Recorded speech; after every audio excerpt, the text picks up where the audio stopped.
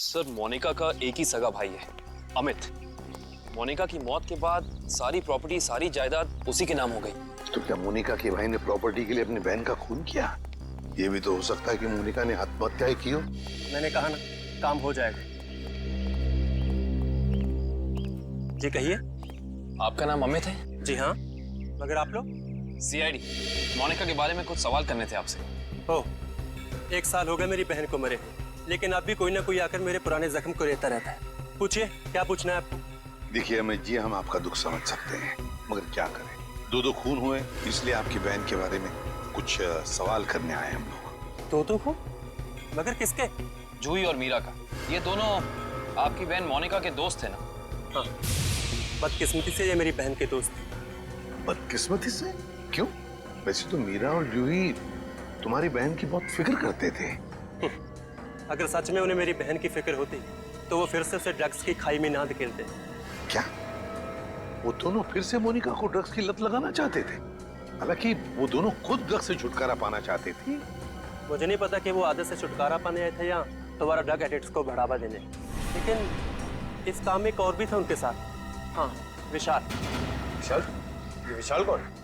विशाल जूही और मीरा को ड्रग्स देता था और ये बात मोनिका जान गई थी। लेकिन जब उन लोगों को पता चला कि मोनिका को उनका राज पता है, तो उन्होंने उसे फंसाने के लिए उसके बैग में ड्रग्स डाल दी। वो पकड़ी गई, उसके ऊपर पुलिस केस भी हुआ। वो ये सदमा बर्दाश्त नहीं कर सकी और उसने आत्महत्या कर ली। सर कोई तो है जो मोनिका की मौत का बदला ले रहा है। जूही और मीरा पहले ही मर चुकी हैं। अब अगला नंबर शायद विशाल का। अमित, कल रात तुम कहाँ थे? आप मुझ पे शक कर रहे हैं? क्या करें, शक करने की आदत जो है हमें। और फिर तुम तो अपनी बहन के सबसे करीबी हो ना।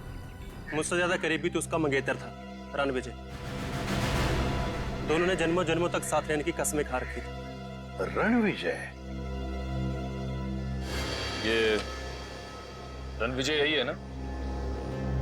हाँ यही तो है वो, लेकिन रणविजय का स्केच आपके पास कैसे?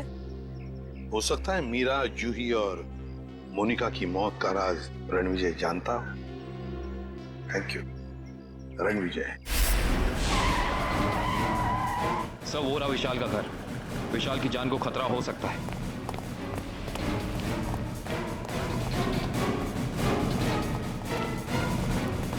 सर लगता है रणविजय पहले ही पहुंच चुका है। विशाल ठीक तो हो ना? सर जान बचा के भागो सर। रणविजय कहाँ है? सर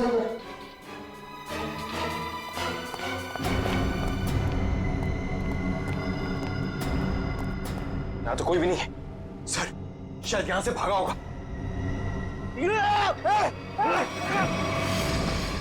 रणविजय! कोई मत चिल्ला सर, इसको मारूंगा नहीं तो। छोड़ दो उसे, छोड़ दो। देखिए, वैसे तो मुझे सीआईडी वालों से काफी लगाव है, पर अगर सीआईडी ने मेरे साथ कोई होशियारी की ना, तो ये बात मुझे अच्छी नहीं लगेगी। चाकू नीचे फेंक दो। फेंक दो चाकू। डरो मत, कुछ नहीं करूंगा तुम्हारे इस मोटू ऑफिसर को। मोटी मत बोल, टाइटिंग कर रहा हूं आजकल। देखो, मुझे अपना काम करने दो। बेवकूफी मत करो, नहीं बच पाओगे तुम। अरे बचना किसको है? एक बार मैं इस विशाल को मार दूं, भले मुझे फांसी हो जाए, फिर मुझे मंजूर है। देखो रणविजय, ये सब करने से क्या मोनिका वापस आएगी? भले ही वापस ना आए, लेकिन मेरे बदले की आग तो पूरी होगी। इन तीनों ने रातों की नींद उड़ा दी थी मोनिका की, इसलिए मैं भी इनके साथ वही कर रहा हूं। इन्हें तड़पा तड़पा कर मारूंगा मैं। देखो रणविजय, मोनिका के साथ जो कुछ भी हुआ ठीक नहीं हुआ। इन तीनों की वजह से बेचारी को जेल जाना पड़ा, बदनामी हुई। नहीं, रात रात भर सो नहीं पाती थी वो, बुरे बुरे सपने देखकर जाग जाती थी। ये विशाल ने मोनिका का बंजारा रोड पे पीछा किया था, उसे मार डालने के लिए। इसलिए मैंने भी इन्हें पहले बुरे बुरे सपने दिखाए, और अब मैं इन्हें मौत की नींद सुला रहा हूं। रणविजय, ये तुम क्या करने जा रहे हो? विशाल को उसके किए की सजा कानून देगा। अरे कानून का क्या? प्यार तो मैंने अपना खोया है ना।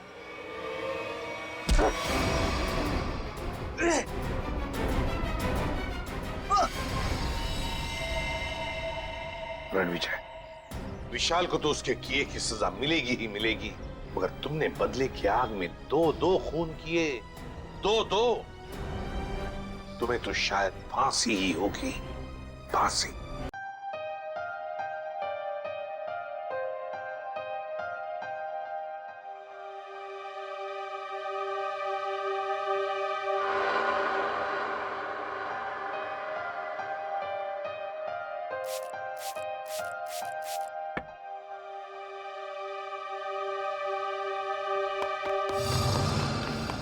कौन है?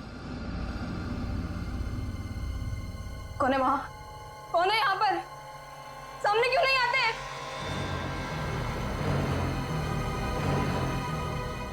बस बहुत हो गया, बंद करो ये खेल, बंद करो ये खेल।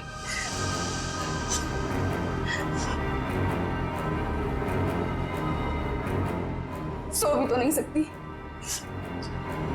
अगर सो गई शायद फिर कभी नींद से उठ ही ना पाऊं। जूही, श्रुति तुमसे कितनी बार कहा कि दरवाजा खटखटा के अंदर आया करो। ओ हेलो मैडम, ये गर्ल्स हॉस्टल है, किसी ऑफिस की बॉस का केबिन नहीं है। तुम नहीं समझोगी। जूही, क्या हुआ तुम्हें? इतनी चिड़चिड़ी और उखड़ी उखड़ी क्यों लग रही हो? जो इंसान 4 दिन से सोया नहीं हो ना, उसका बर्ताव ऐसे ही होगा ना। सोती क्यों नहीं? मैंने कहा था ना तुमसे, वो सिर्फ और सिर्फ सपने हैं, उनका कोई मतलब नहीं है। श्रुति, सिर्फ सपना नहीं है वो, जो मेरे ऊपर बीत रही है वो तेरे पर बीत रही होती तब तुझे मेरी तकलीफ पता चलती। मैं तेरी तकलीफ समझ रही हूँ जूही, लेकिन तू मेरी बात नहीं समझ रही है। जैसा तू सोच रही है वैसा कुछ भी नहीं है। नहीं, चल अच्छा अब थोड़ी देर आराम कर, चल। श्रुति ने अब तो गहरी नींद में सो जा। मेरी बात मान जूही, सो जा थोड़ी देर। मैं नहीं सोऊंगी श्रुति। सो जा जूही, तुझे मुझ पे भरोसा है कि नहीं, है ना? तू अभी आराम से सो जा, मैं तेरे कमरे के बाहर ही हूँ। वो सपने फिर आएंगे श्रुति। नहीं आएंगे। Good night. साल भर पढ़ाई करते तो आज ये नौबत तो ना आती। मुझे बहुत डर लग रहा है यार, कुछ भी तो कंप्लीट नहीं हुआ है।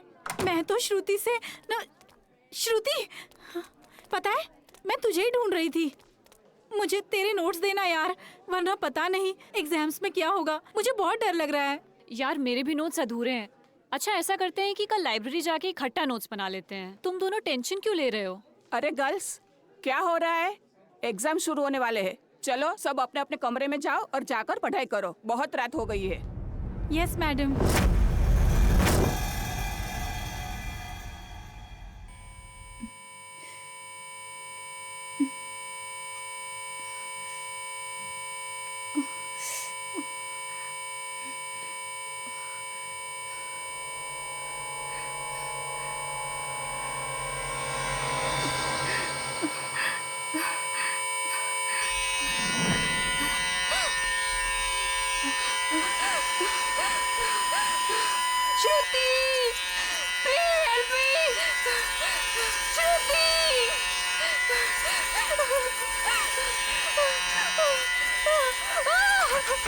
ये दरवाजा क्यों बंद है?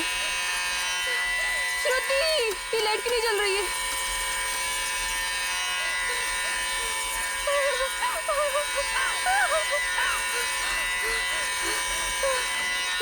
ये खिड़की क्यों जाम है?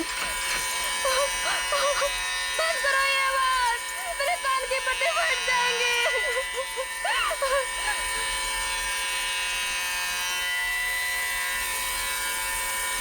ये धुआं कहाँ से आ रहा है?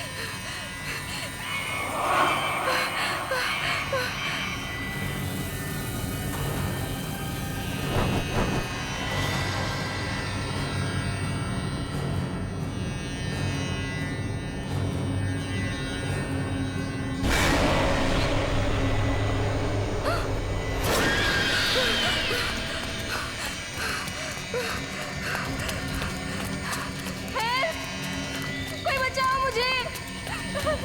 हेल्प! कोई है? बचाओ! Please help me! कोई है? कोई बचाओ मुझे! मत मारो मुझे! मत मारो! मत मारो मुझे! मत मारो!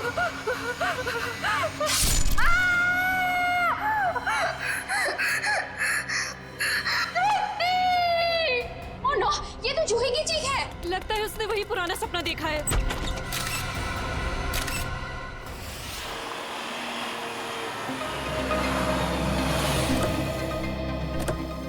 आश्रया, क्या पता चला? सर, मरने वाली का नाम जूही है। वैसे भोपाल से है, मगर यहाँ MBA की पढ़ाई के लिए आई थी। सर, लगता है जब वो सो रही थी उस वक्त किसी ने चाकू मार के उसका खून कर दिया। श्रेया, जूही का कमरा कहाँ है? सर ऊपर। सर एक और बात, जब उसका खून हुआ उस वक्त उसके कमरे में और कोई भी नहीं। ऐसा कैसे हो सकता है श्रेया? कोई ना कोई तो होना चाहिए। ऐसा जरूरी नहीं है सर, इस तरह की मौतों में कई बार आत्माओं का हाथ होता है। प्लीज, एसीपी सर मुझे पहले ही बता चुके हैं आपकी इन कहानियों के बारे में। बेहतर होगा कि इन मर्डर केसेस के साथ ये आत्माओं की कहानियां ना जोड़ें। प्लीज, समझ गए? यही कमरा है? Yes sir. आइए। एक्सक्यूज मी, प्लीज एक सेकंड, एक्सक्यूज मी।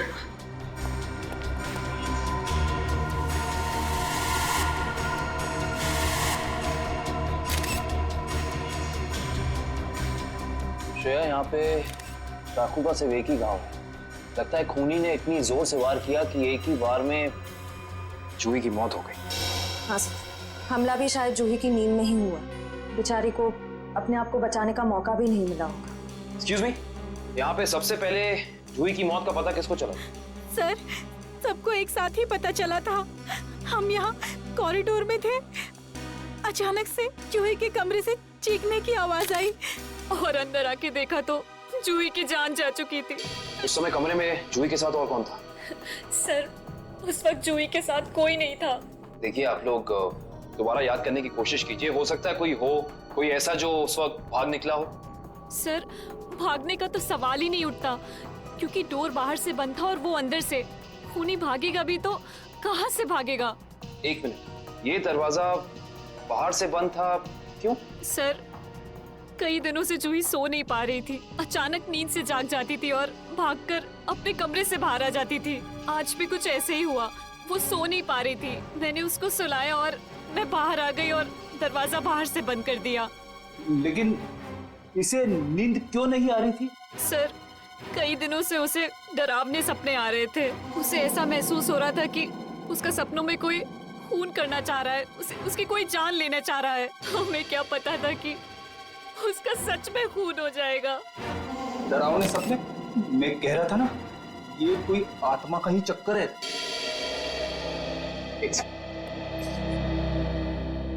आपको कितनी बार बताया है कि आत्माओं की बातें सबके सामने मत किया करिए। वो लोग क्या सोचेंगे सीआईडी के बारे में? सॉरी। अच्छा, आप अभी कह रही थी कि जूही को डरावने सपने आते थे। कभी उसने आप लोगों के साथ कुछ शेयर किया कि उसे किस चीज के सपने आते हैं? कुछ भी? सर, उस ड्रॉर में जूही का स्केच बुक है। उस ड्रॉर में? जी सर। Sketch book? ये बुक? जी सर। ये चाकू? सर, ये वही चाकू है जिसे लेकर कोई उसका पीछा करता था सपनों में, उसे मारने के लिए। ये देखो, ये चाकू बिल्कुल ऐसा ही है जिससे जूही का कत्ल हुआ। हाँ सर। ये सारी ड्राइंग्स जो हैं इस बुक में, ये क्या जूही अपने सपने में देखती थी? जी सर। सर, लगता है ये किसी अंदर वाले का ही काम है, जो कमरे के अंदर आसानी से आ सकता हो और जिसे जूही के सपनों के बारे में पता हो। क्या तुम्हारे अलावा और कोई ये स्केचबुक के बारे में जानता था? कोई नहीं। खूनी अगर इस दरवाजे से अंदर नहीं आया तो फिर इस कमरे में आया कहां से? इस बालकनी से। लेकिन बालकनी का दरवाजा तो अंदर से बंद है। अगर खूनी खून करके बालकनी से भागा है तो फिर ये दरवाजा अंदर से बंद कैसे? बालकनी का दरवाजा बंद, कमरे का भी दरवाजा बंद। कहीं जूही की आग? ये खूनी यहाँ आया कहां से, ये अभी पता चल जाएगा।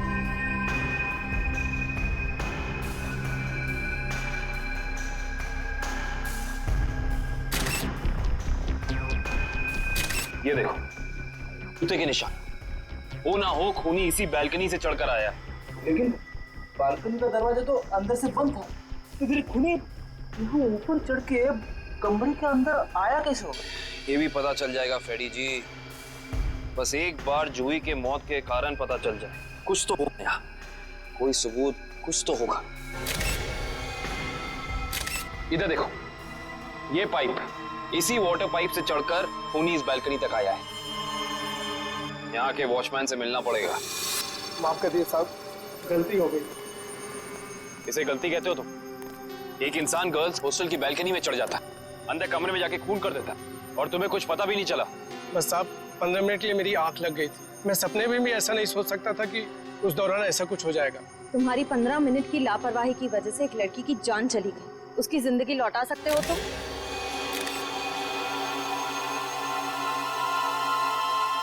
सर ये जूता यहाँ झाड़ियों में पड़ा हुआ था। जूता यहाँ पे?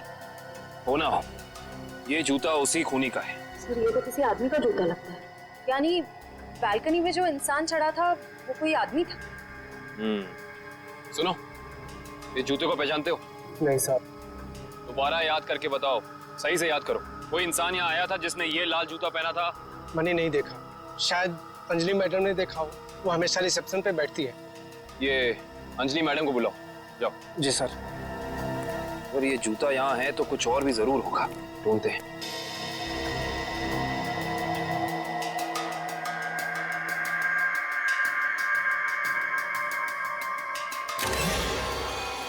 इस तरफ ये जूतों के निशान। एक जूते का निशान थोड़ा गाढ़ा है और दूसरे का हल्का। ये वाला गाढ़ा है। इसका तो एक ही मतलब है, ये जूता जिसका भी है वो इंसान लंगड़ा के चल रहा था। तो लंगड़ा के इसलिए चल रहा था क्योंकि जब वहां बैल्कनी से वो नीचे आया उसे चोट लग गई, फिर वो यहाँ से भागा और यहाँ पे जूता रह गया। हाँ साहब, मैं ही अंजलि हूँ, आपने मुझे बुलाया? जी अंजलि जी, हमें आपसे कुछ सवाल पूछने थे। जी। अंजलि जी, आपने इस लाल जूते को देखा? मेरा कहने का मतलब है किसी इंसान को इसको पहनकर यहाँ आते हुए देखा, लंगड़ाते हुए? हाँ साहब, मैंने देखा था, मनीष लंगड़ाते हुए जा रहा था। मनीष? ये मनीष कौन है? जूही का दोस्त है। अंजलि जी, जब वो यहाँ आया, ये गर्ल्स हॉस्टल है राइट, आपने उसको रोका नहीं? मैंने उसे रोका पर वो रुका ही नहीं। और क्या? मनीष अक्सर जूही से मिलने हॉस्टल आया करता था, पर कुछ दिनों से उन दोनों के बीच में अनबन चल रही थी। किस बात को लेकर अनबन चल रही थी? मुझे उस बारे में कुछ पता नहीं। कोई बात नहीं, अब तो इस बारे में हम मनीष से ही पूछ लेंगे।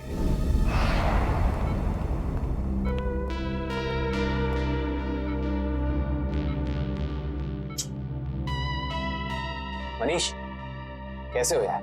मैं ठीक हूँ, पर आप लोग कौन हैं? तुम्हारे शुभचिंतक हैं, सीआईडी वाले। सीआईडी? क्या बात है? क्या मेरी जान को किसी से खतरा है क्या? सुना आपने? खुद एक बेचारी लड़की को मार के खटिया पे लेटा पड़ा है और पूछ रहा है कि मेरी जान को कोई खतरा तो नहीं है। ये क्या कह रहे हैं आप? मैंने किसी की जान नहीं ली। मनीष, ये पाँव में चोट कैसे लगी तुम्हें? वो मैं सड़क पार कर रहा था तो एक बाइक वाले ने टक्कर मार दी मुझे। सड़क पार कर रहा था बेचारा, टक्कर मार दी? वैसे ये हादसा हुआ कहाँ? एमआई रोड पे, जीपीओ के सामने। जीपीओ के सामने? तभी तो। वैसे अगर ऐसा था तो ये लाल रंग का जूता जो तुम्हारा है, हमें पता है जीपीओ के सामने मिलना चाहिए था। पर कमाल की बात देखो, ये जूता हमें सुर्णिमा गर्ल्स हॉस्टल के बाहर मिला। कैसे? मेरा जूता वहां कैसे पहुंचा? देखो मनीष, हमसे झूठ बोलकर कोई फायदा नहीं है। सच निकालने के और कई तरीके आते हैं, बेहतर होगा हमें सब सच बता दो। क्यों मारा तुमने जूही को? क्या जूही की मौत हो गई? खून हो गया उसका, क्यों गए थे तुम वहां? देखिए, मैं जूही के बालकनी में गया जरूर था, लेकिन मैंने जूही को नहीं मारा। इतनी रात को तुम वहाँ क्या करने गए थे मनीष? मुझे उससे बात करनी थी। ऐसी कौन सी बात थी जो तुम दिन के उजाले में नहीं कर सकते थे, जिसके लिए तुम्हें रात के अंधेरे का सहारा उठाकर चोरों की तरह पाइप से चढ़कर उसकी बैल्कनी तक जाना पड़ा? मैं उससे माफी मांगना चाहता था। दरअसल मैंने उसके दोस्ती को प्यार समझने की गलती की थी, लेकिन जब मैं वहां पहुंचा तो मैंने देखा कि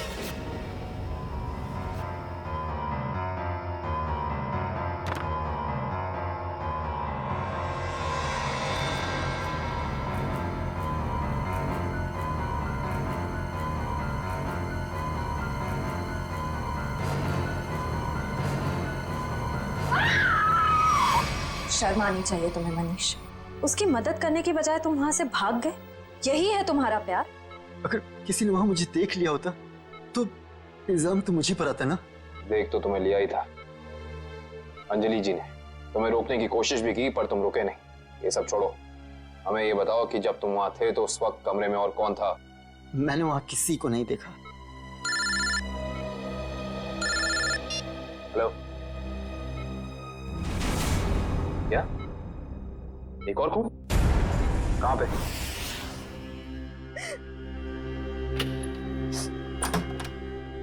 आप कौन? हम लोग सीआईडी से। आइए।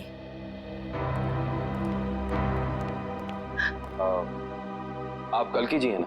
जी, मैंने ही आपको फोन किया था। मेरी सहेली मीरा का खून हो गया है। उसकी लाश ऊपर उस कमरे में पड़ी है।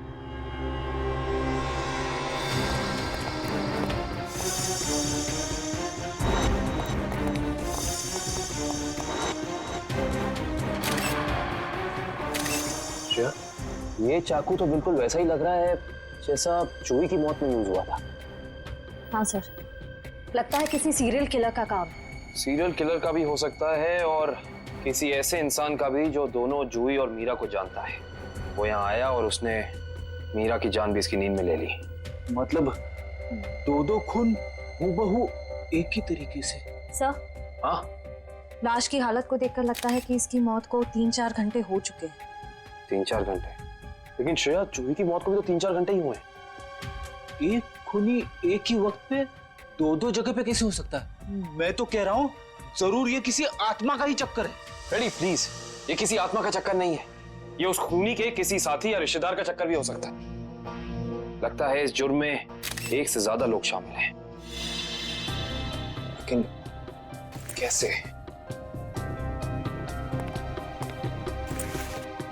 कैसे हो सकता है?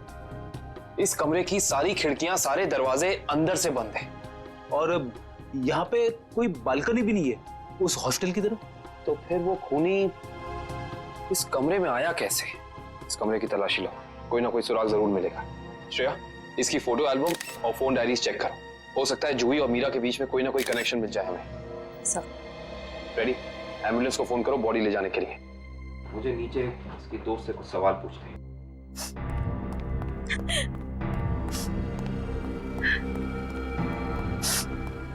कल्कि जी, जी, आपको मीरा की मौत के बारे में कब पता चला? रात को मैं काफी देर से ऑफिस से लौटी तो मैं इस कॉरिडोर से गुजर रही थी कि तभी मुझे मीरा के चीखने की आवाज सुनाई दी। मैं दौड़ती हुई उसके दरवाजे तक आई। मीरा का दरवाजा खटखटाया पर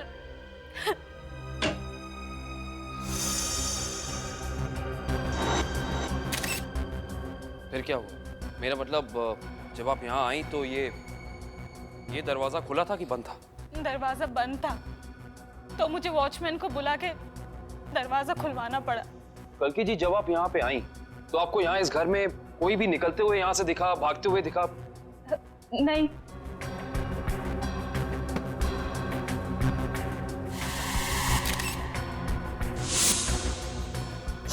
कल्कि जी, आपकी दोस्त मीरा काम क्या करती? बैंक की एरिया मैनेजर थी वो, और 2 साल पहले उसका तबादला हमारे शहर में हुआ था। तबादला? हाँ श्रेया, क्या पता चला? सर, मरने वाली का नाम जूही है। वैसे भोपाल से है मगर यहाँ MBA की पढ़ाई के लिए आई थी। क्या ये तबादला भोपाल से यहाँ हुआ? जोधपुर से। पर क्यों सर? आपकी दोस्त मीरा किसी जूही नाम की लड़की को जानती थी? जहाँ तक मुझे पता है सर, इस नाम की तो उसकी कोई दोस्त नहीं थी। दोस्त नहीं तो कोई रिश्तेदार? क्योंकि कुछ घंटे पहले एक 21 साल की लड़की का बिल्कुल इसी तरीके से खून हुआ है। उस लड़की का नाम जूही था और ये उसकी तस्वीर है। क्या आप जानती हैं इसे? नहीं। आप जानती?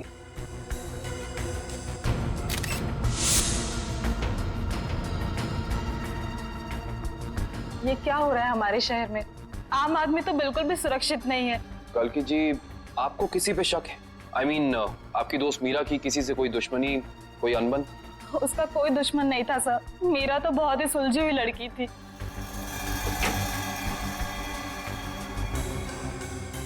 अच्छा, ये तस्वीर देखिए। इस आदमी का नाम मनीष है। क्या आप इसे जानती हैं? नहीं सर। सर, आशा, मैंने मीरा के सारी डायरीज, सारे एल्बम्स चेक किए।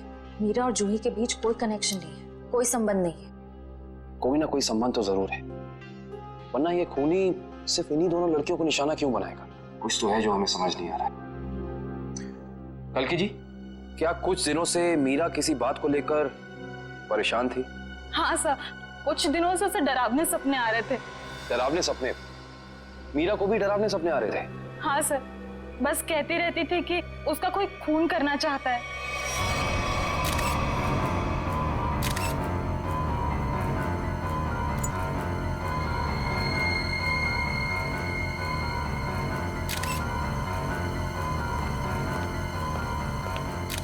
ये कैसे हो सकता है सर? जूही और मीरा को ठीक एक तरीके के सपने कैसे आ सकते हैं?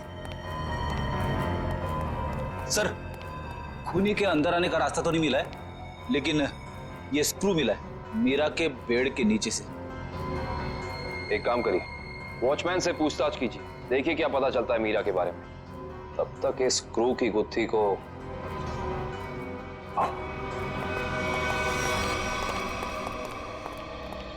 करण, रेडी को ये स्क्रू कहाँ मिला था? सर वहां उधर। इधर? ये स्क्रू हाँ आया कैसे होगा? हाँ ले आओ, संभाल के। इश्ता, श्रेया, संभाल के।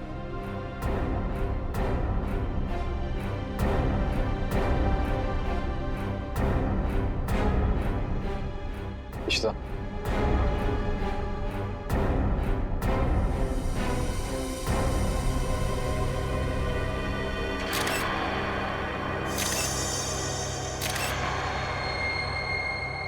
ये बात है। क्या हो सर? ये देख रही हो, सीलिंग फैन। अब ये सीलिंग फैन इस स्क्रू की गुत्थी को सुलझाएगा। करण, समझ गया सर।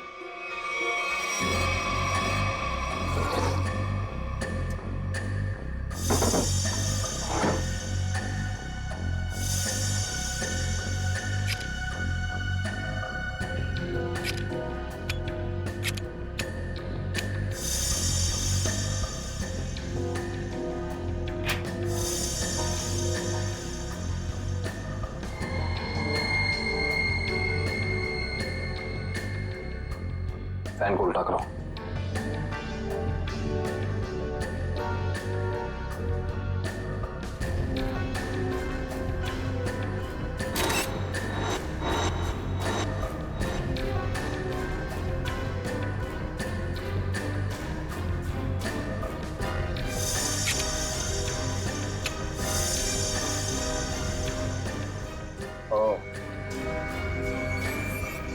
सर यानी ये स्क्रू इस फैन का है? हाँ श्रेया, किसी ने इस फैन के साथ छेड़खानी की है, अभी पता चल जाएगा।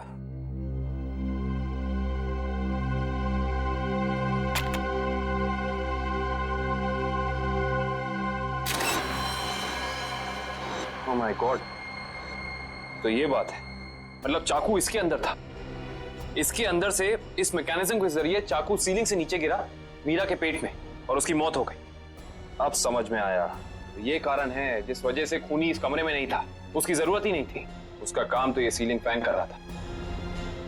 इसका मतलब जूही के कमरे में भी बिल्कुल ऐसा ही सीलिंग फैन होगा जिसके अंदर सेम मैकेनिज्म फिट होगा। वहां भी चाकू सीलिंग से गिरा और जूही की मौत हो गई। सर हो सकता है खूनी ने रिमोट कंट्रोल के जरिए इस चाकू को कंट्रोल किया हो सकता है। और सवाल यह है श्रेया कि खूनी को कैसे पता चला कि सही वक्त रिमोट बटन दबाने का कौन सा था? हाँ सर, क्योंकि ना तो हमें मीरा के कमरे से कोई कैमरा मिला, ना ही जूही के कमरे से, जिससे ये पता चले कि खूनी दोनों लड़कियों पर नजर रख रहा था। वो भी पता चल जाएगा इस सीलिंग फैन के चाकू के मैकेनिज्म के जरिए। क्या ये मीरा और जूही, इन दोनों के बीच में कोई ना कोई संबंध तो जरूर है, कोई ना कोई संबंध तो जरूर है। मगर सर दूर दूर तक इन दोनों के बीच कोई संबंध नजर तो नहीं आ रहा। इन दोनों के उम्र में बहुत फर्क है, उनके रहन सहन, तौर तरीके, ये जूही का कॉलेज और मीरा के काम करने की जगह, आपस में कहीं भी कोई तालमेल नहीं है सर। हाँ सर, वो फैन और चाकू का मैकेनिज्म रेडी है। चलो देखते हैं।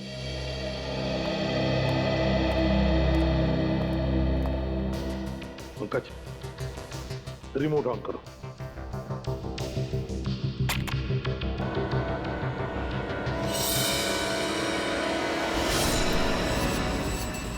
मतलब जैसे ही रिमोट का बटन दब गया, इस फैन के मैकेनिज्म के अंदर जो इंफ्रारेड लाइट थी वो ऑन हो गई, लॉक खुल गया और उसकी वजह से ट्रिगर ऑन हो गया। ट्रिगर ऑन होने से इसके अंदर जो छुपा के रखा था चाकू, वो सीधा नीचे गिर गया, सीधे उसके शरीर के अंदर जो फैन के नीचे सोया हुआ था।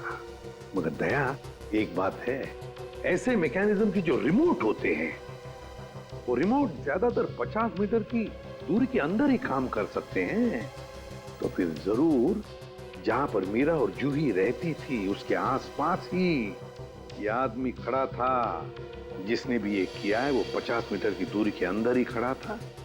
वहां से उसने रिमोट चलाया और खून कर दिया मीरा और जूही का।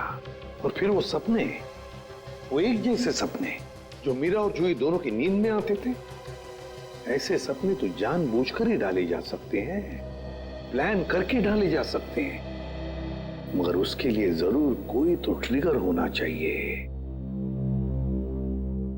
सर, हाँ, जूही के कमरे में लगे पंखे में भी ठीक ऐसा ही मैकेनिज्म मिला है। और तो और जूही और मीरा दोनों के कमरों में एक हफ्ते पहले इलेक्ट्रिकल वायरिंग का कुछ काम हुआ था।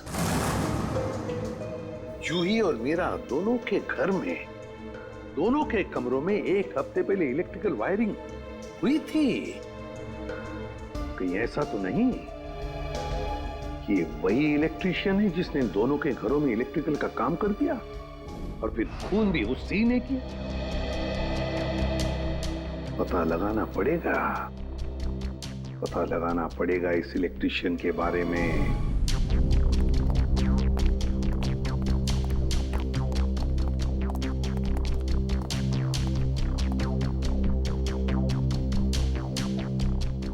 ना ही मीरा के मोबाइल पे कोई अलार्म था और ना ही जूही के मोबाइल पे। फिर दोनों को एक ही वक्त एक जैसे सपने कैसे आ सकते हैं? इसका मतलब सपने ट्रिगर करने वाला मैकेनिज्म यहीं कहीं है। सर, ये देखिए, इस पे अलार्म है, लेकिन सुबह 6 बजे का। 6 बजे का?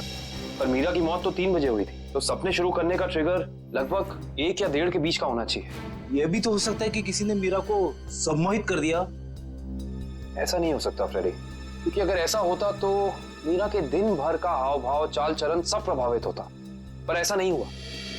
नहीं, कुछ है यहाँ जो हम अभी तक देख नहीं पा रहे। ढूंढो, यही है।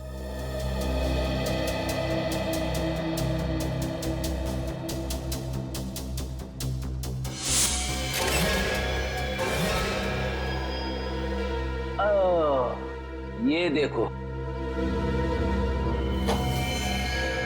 टीवी के पीछे ये बॉक्स लगा हुआ था। बॉक्स?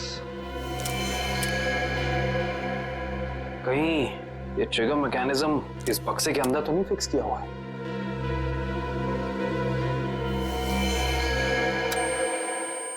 अरे अलार्म बंद करो, ये आवाज मेरे कान के पर्दे फटा ली। सर, कौन सी आवाज? यहाँ कोई अलार्म नहीं बज रहा है। अरे इतने जोर से बज रहा है, सुनाई नहीं दे रहा है।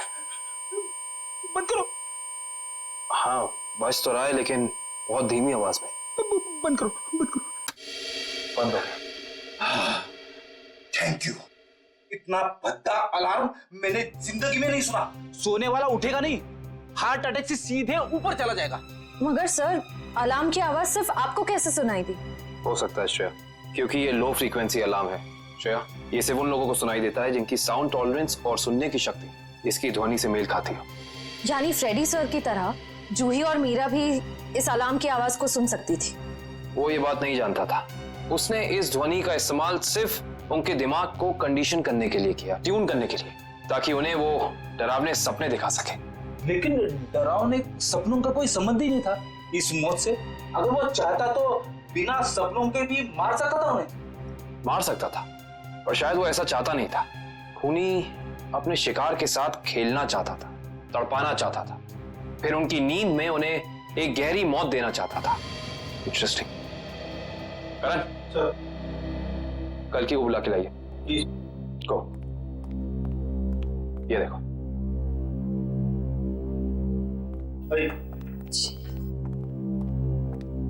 आइए।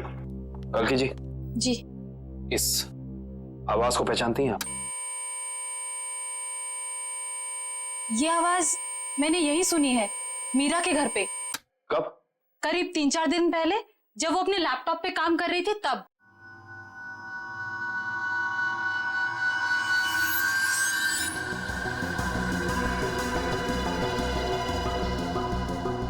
आपको मीरा के लैपटॉप का पासवर्ड पता है? नहीं सर। हमें कंप्यूटर एक्सपर्ट से इसका पासवर्ड ब्रेक कराना होगा, लेकिन मुझे लगता है कि हमारे सारे सवालों के जवाब इसी लैपटॉप के अंदर है, इसके अंदर।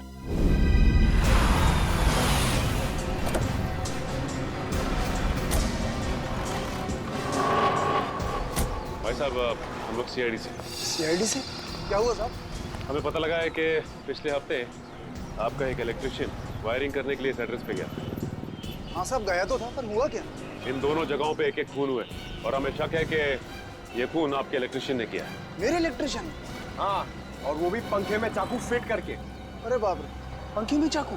जी हाँ, और आप ये बताइए कि इन दोनों जगहों पे आपका कौन सा इलेक्ट्रिशियन गया था? मंगेश गया था सर, पर आज वो आया नहीं है। इस मंगेश का एड्रेस तो है ना तुम्हारे पास? हाँ, मंगेश का एड्रेस लेके ना। सर, वो लैपटॉप का और ईमेल का पासवर्ड खुल गया। Very good job, thank you very much. काबिन, जरा लैपटॉप चेक करो। जी। देखो वो ऑडियो फाइल है क्या इसमें, जिससे सपने आते थे उसे?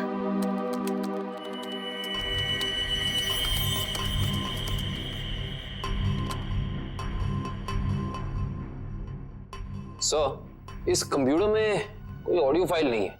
हाँ, लेकिन मीरा के ईमेल अकाउंट में एक वीडियो फाइल दिख रही है। Video file? खोलो खोलो इसे जरा।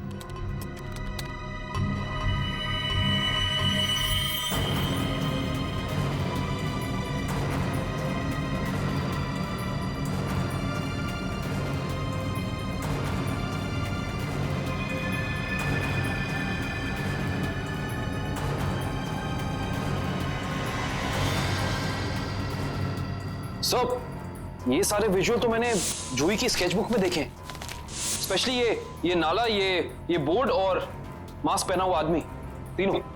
इसका मतलब खूनी ने जूही और मीरा दोनों को चेतावनी भेजी थी। उन लोगों को हमारे पास आना चाहिए था मदद मांगने। जरा ये फाइल फिर से चलाना।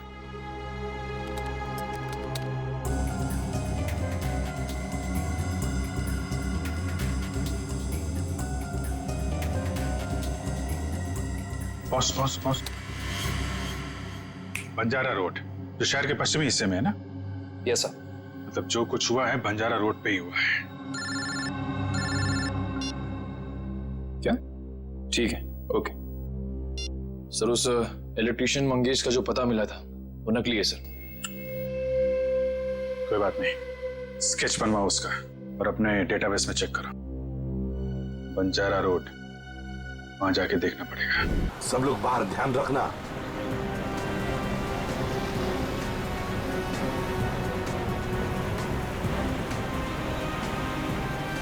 आराम से पंकज, आराम से। एक मिनट।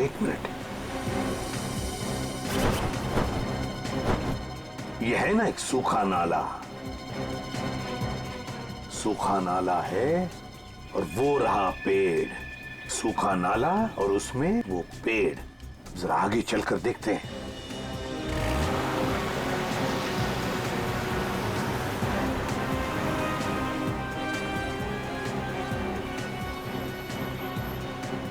एक मिनट पंकज, एक मिनट। बंजारा रोड मतलब हम सही रास्ते पे हैं।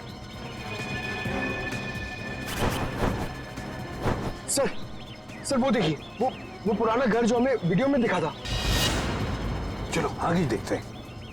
अगर खूनी इस जगह का वीडियो बना के मीरा और जूही को भेज क्यों रहा था? हाँ, शायद उन दोनों को अपने अतीत का याद दिलाने के लिए। मगर सर, मैंने पता किया सर, इस बंजारा रोड पे आज तक एक क्राइम नहीं हुआ है। यहाँ तक कि पुलिस ने एक चालान तक नहीं काटा है। सर, पूरी बिल्डिंग। हाँ, वो क्या, रॉयल मून होटल। ले लो अंदर।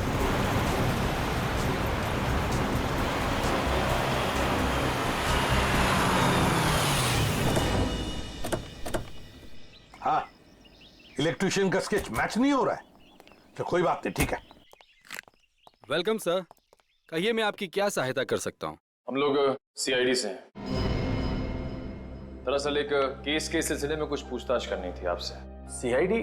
अब पूछिए, क्या पूछना चाहते हैं आप? जरा बताइए, कुछ दिन पहले क्या आपके होटल के बाहर कोई किसी तरह की वीडियो शूटिंग कर रहा था? शूटिंग? नहीं सर, हमारी होटल के बाहर शूटिंग या फोटोग्राफी की अनुमति नहीं है। ये दो फोटोग्राफ दो लड़कियों के, एक का नाम मीरा है, एक का नाम जूही है। क्या ये लड़कियां आपके यहाँ कभी ठहरी थी, कभी आई थी? सर, हमारे यहाँ रोज बहुत सारे कस्टमर आते हैं, ये बता पाना थोड़ा मुश्किल है। मैं समझ सकता हूँ, लेकिन हो सकता है आपके रिकॉर्ड में हो कुछ इनके बारे में। जरा देखिए। अलका, जरा रिकॉर्ड्स चेक करना। सर। हाँ सर, ये दोनों गेस्ट हमारे होटल पे रुके थे पिछले साल 17 मई 2013। 17 मई 2013, मतलब एक साल पहले। तो क्या एक साथ आई थी या अलग अलग? नहीं, अलग अलग। सर, इन दोनों के पास शहर में रहने के लिए जगह है, एक घर में रहती है और एक हॉस्टल में रहती है, फिर ये दोनों यहाँ किस लिए आई थी? कोई तो वजह होगी ना पंकज, कोई तो वजह होगी। क्या आपका रिकॉर्ड देख सकता हूँ 17 मई 2013 का? Sure sir. 17 मई 2013, काफी सारी लड़कियां आई थी उस दिन आपके होटल में। कोई फंक्शन वगैरह था क्या? हाँ सर, हो सकता है, क्योंकि हमारे होटल के पास में एक कम्युनिटी हॉल है, वहाँ आए दिनों फंक्शंस होते रहते हैं। अच्छा, कस्टमर का नाम रवि, 5 टैक्सीज बुक की थी उसने, 5।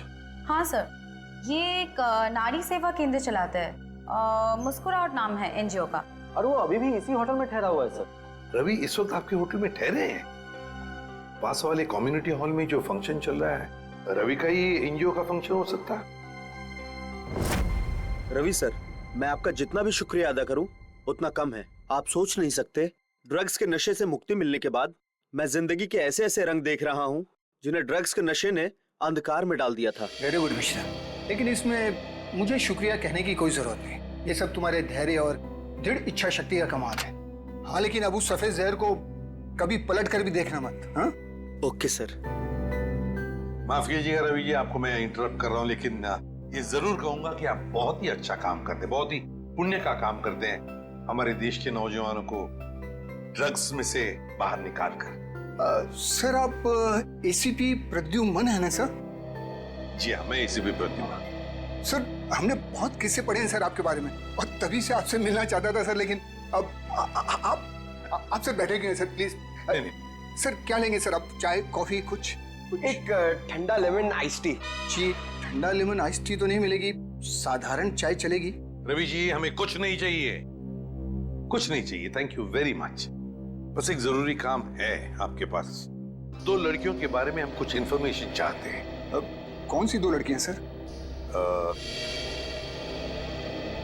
ये जूही और ये मीरा, क्या आप बता सकते हैं कि पिछले साल ये दोनों आपके इस एनजीओ में आई थी? जूही और मीरा? हाँ सर, ये सर आई थी दोनों यहाँ पर। एक्चुअली सर, इन्हें भी ड्रग्स के नशे की बुरी लत पड़ गई थी सर, इसलिए ये दोनों आई थी यहाँ हमारा सेमिनार अटेंड करने के लिए। लेकिन सर, इस बात को तो करीब 1 साल हो गया है। अब इनके बारे में पूछताछ।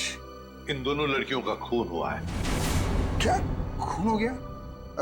लेकिन सर, कैसे, किसने किया सर? बस वही पता लगाना है, इसलिए हम चाहते हैं कि अगर आपको इन दोनों के बारे में कोई खास बात मालूम हो, कोई यादें हो आपके पास इनके बारे में, तो मदद हो जाएगी हमारी तहकीकात करने में। कोई खास बात इस वक्त तो याद। हाँ सर, याद आया सर, एक लड़की थी मोनिका, इन दोनों को उसकी चिंता बहुत सताती रहती थी सर। मोनिका? जी। क्या वो भी यहाँ आपके ड्रग रिहैबिलिटेशन सेंटर में आई थी? आई तो थी सर यहाँ पर, लेकिन वो ड्रग्स के खिलाफ अपनी लड़ाई जीत नहीं पाई सर। दरअसल सर, 1 साल पहले अपनी बिल्डिंग की छत से कूदकर उसने आत्महत्या कर ली थी सर, ड्रग के नशे में। मोनिका ने आत्महत्या कर ली? जी सर। उसका पता तो होगा ना आपके पास?